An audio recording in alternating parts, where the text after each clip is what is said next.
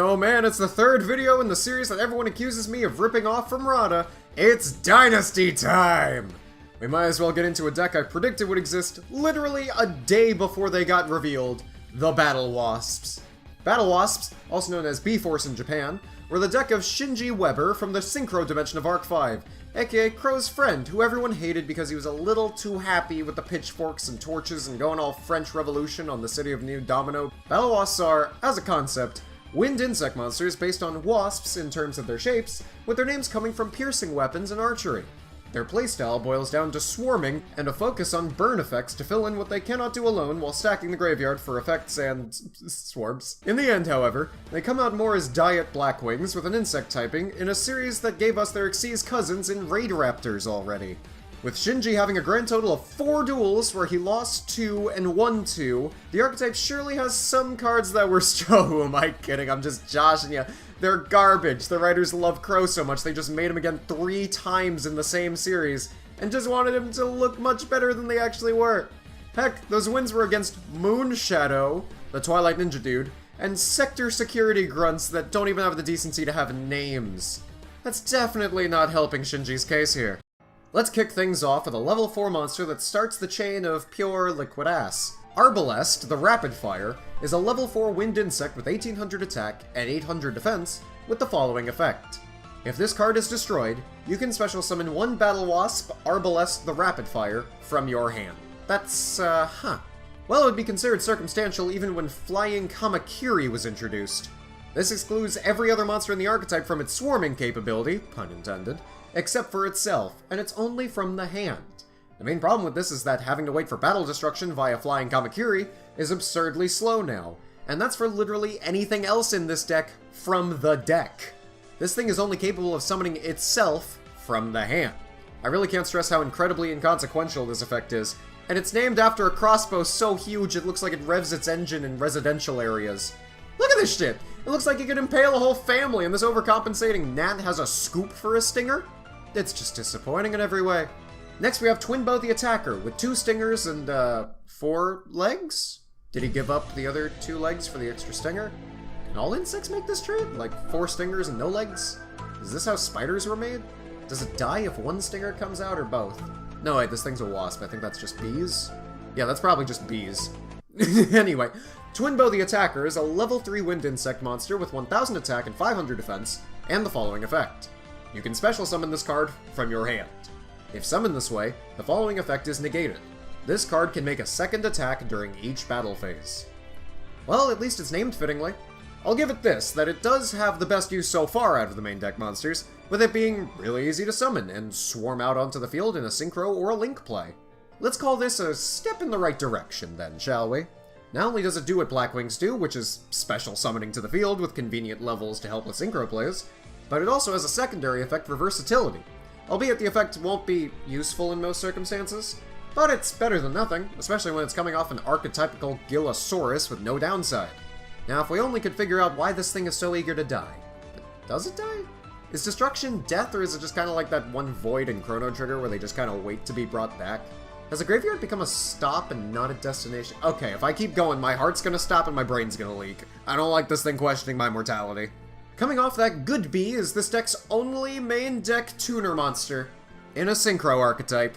And it's, Sting the Poison, as well as looking like a living vessel for Pepto-Bismol addicts, is a level 2 tuner with 400 attack and 800 defense, and he has the following effect.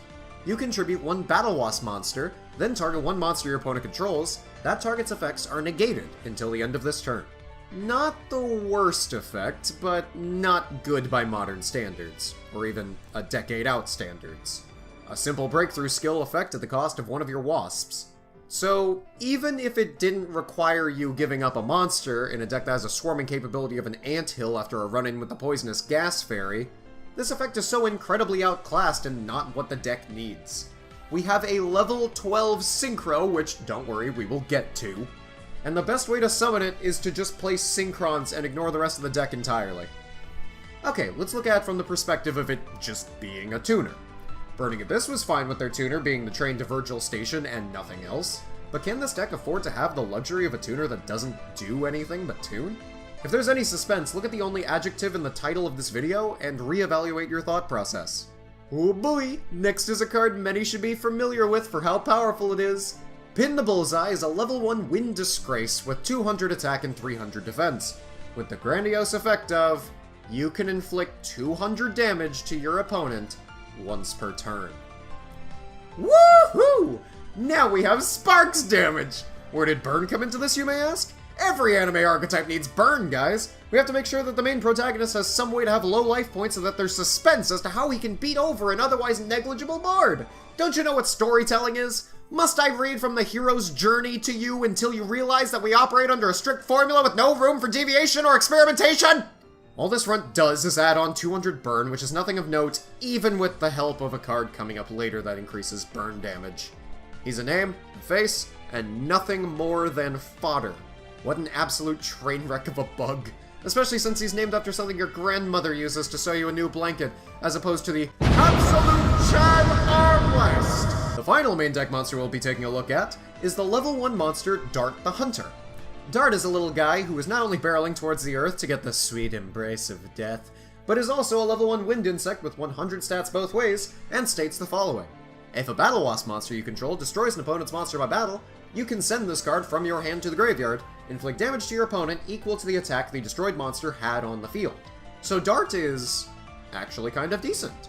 I mean, it's nothing to write home about, but it does have its own niche as a Flame Wingman sort of add-on to Battlewasps who did battle, aka the Synchros if we're being honest here, and it does give at least a buff with another of our cards coming up soon.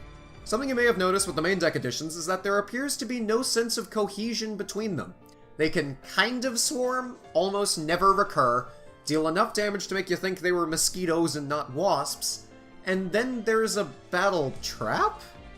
No real strategy or win condition is possible so far, and yes, I know we're only looking at the main deck cards in a Synchro archetype, but look at something like Burning Abyss.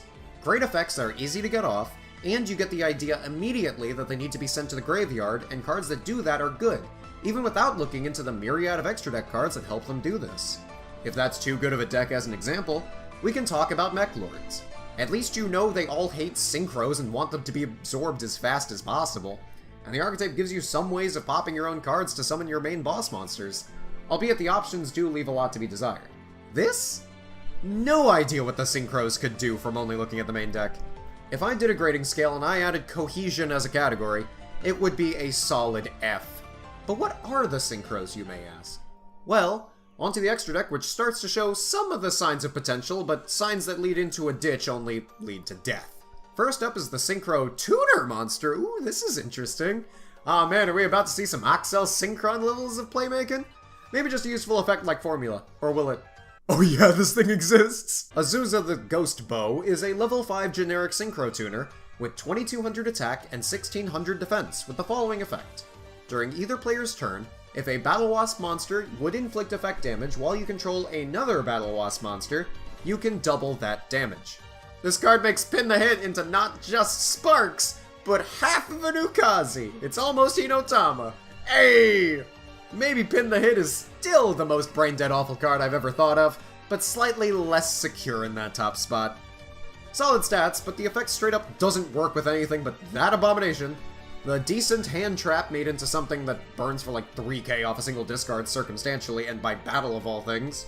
And another Synchro, and good luck getting him out. Before I get ahead of myself, this thing has just too few uses, and is outclassed by 2 of the Tech Genus monsters in almost every way. I hope I never say that again, just for the sake of my health. Next is Halberd the Charge. Come on, they even took a Tech Genus name! You're just stealing from everywhere now, aren't you, Battlewasps? You better not have a continuous spell that your entire deck is based off of, or I swear to God! Halberd is a level 6 generic Synchro with 2500 attack and 800 defense, and has the following effect. If this card attacks an opponent's monster with higher attack than this card, that monster's attack becomes half its current attack during damage calculation only. So it's a beat stick to beat over other beat sticks? How anime of you, why don't we just break out the infinite attack smack? In all seriousness, this is just an excuse to get out of big attack monsters through battle, which is probably the most counterintuitive way to do it, as well as the way that gets punished more easily than spamming Scorpion's teleport on any given Thursday. Utopia the Lightning exists and is better in nearly every way, from being splashable to not needing extreme setup beforehand to maybe actually killing the thing that needs to die. It's like a parachute with a 78% chance of opening, and this deck wears that parachute and says the rest were riddled with lice, what could we do? Moving right along, we have the secondary boss of the deck, the powerful Hama the Conquering Bow. Hama is a level 8 Wind Insect Synchro with 2800 attack and 2000 defense that requires a Synchro Tuner and one or more non-tuner Battlewasps to summon. As for the effect, this card can make a second attack during each battle phase.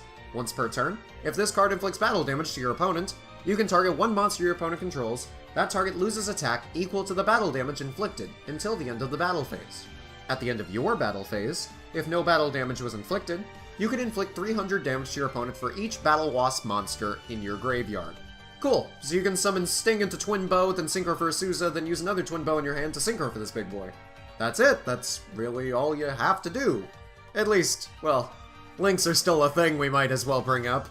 With links, the combo would be more along the lines of using up resources for a Link 2, probably Great Fly or the Insector Link, depending, and then doing this play.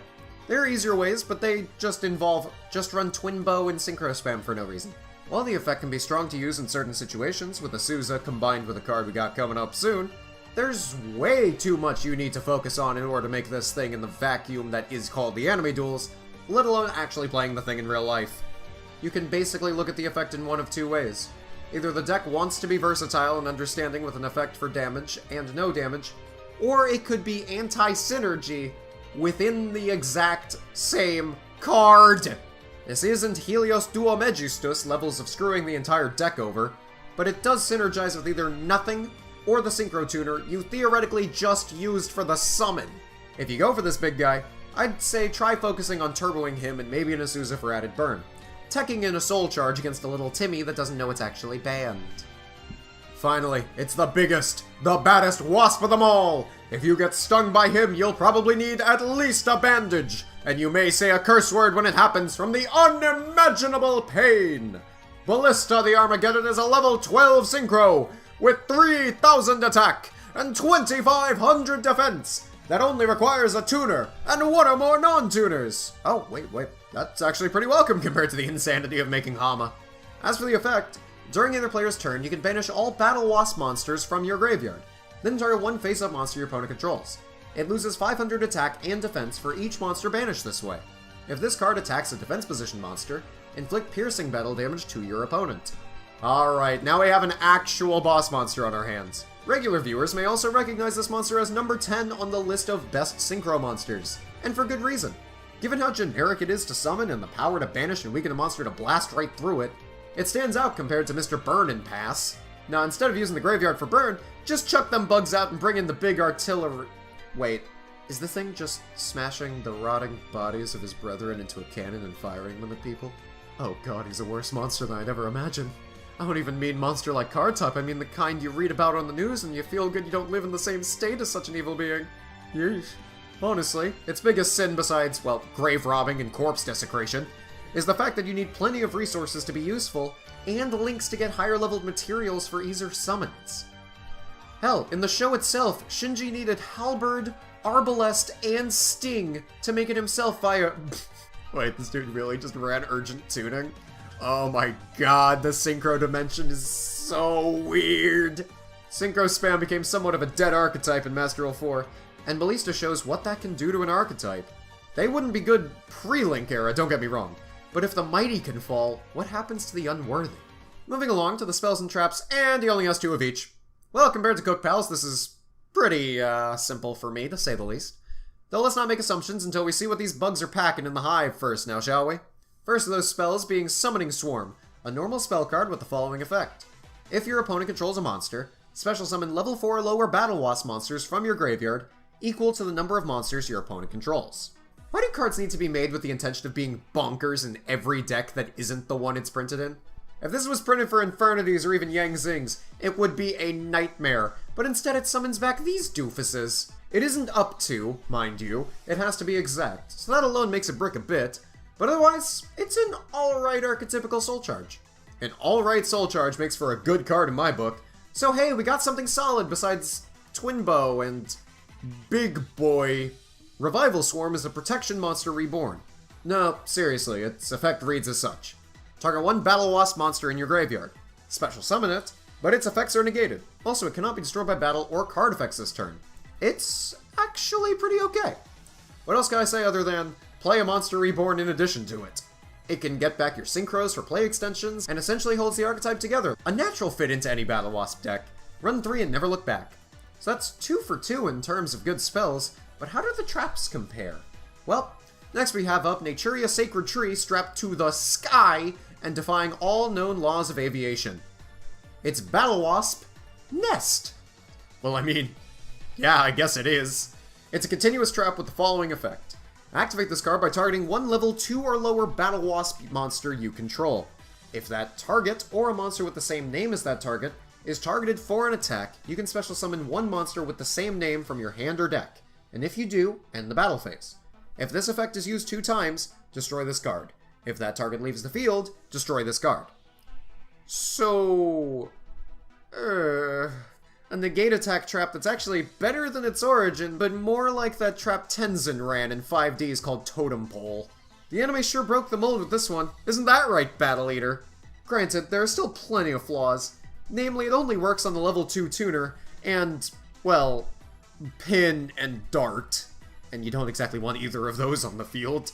Hell, the show uses this card as means of getting multiple pins on the board for the Pinpricks of Doom, combined with Azusa for the burn boost. Of course it did! If your primary way of spamming onto the board is to base your entire playstyle around waiting a turn and hoping for your opponent to be brain dead, there's something wrong with the fact that it's kind of applause-worthy in this deck by comparison. Lastly on the chopping block for today is the continuous trap B Formation, which is striking an infinity to flaunt its power. No, that's actually not what's going on at all. B Formation has the following effect. Activate this card by targeting one Battlewasp monster you control. Each time your opponent normal or special summons a monster, that target gains 400 attack. If that target leaves the field, destroy this card. Needless to say, this card is hot and steaming garbage, just ready to be served up on a plate. Your opponent can play around this way too easily. It's insignificant for almost any of the cards in the archetype, and it's an incredibly weak boost at that. Don't run the deck at all, but if you do, don't run this card in it. I'm more than happy with the idea of somehow spamming your opponent's side of the field with Ojama Trio and beefing up your small boys to at least have sharper stingers, but the card doesn't work that way. If it did, I would say run one just for the sake of playing around with it and having fun, but since it doesn't, it's better off just going into a 100 card lot you can sell on eBay. By that I mean have different cards, don't just sell 100 of these, you monster. And that basically wraps up the archetype. This deck is just plain horrid. This abortion of a deck tries to masquerade itself as a more powerful deck, and while it has some good cards for that purpose, there is just way too little utility and very, very little power. Even though it has a level 12 synchro, granted it can't even summon it. It's kinda sad, since I kinda relate to the archetype. With nowhere to go and no one to play with, this deck doesn't know what to do. Whether that be protect, burn, or help others, as there's no fulfillment. All in all, trying to find a place in this cruel world. They were given new life by the real-life printings of their cards, and who knows? Maybe this can be some kid's favorite deck, just because he really likes insects and he likes to collect a little ant farm going on in his room. And he thinks it's cool that they're all named after some pretty rad weapons. Maybe they can have a home.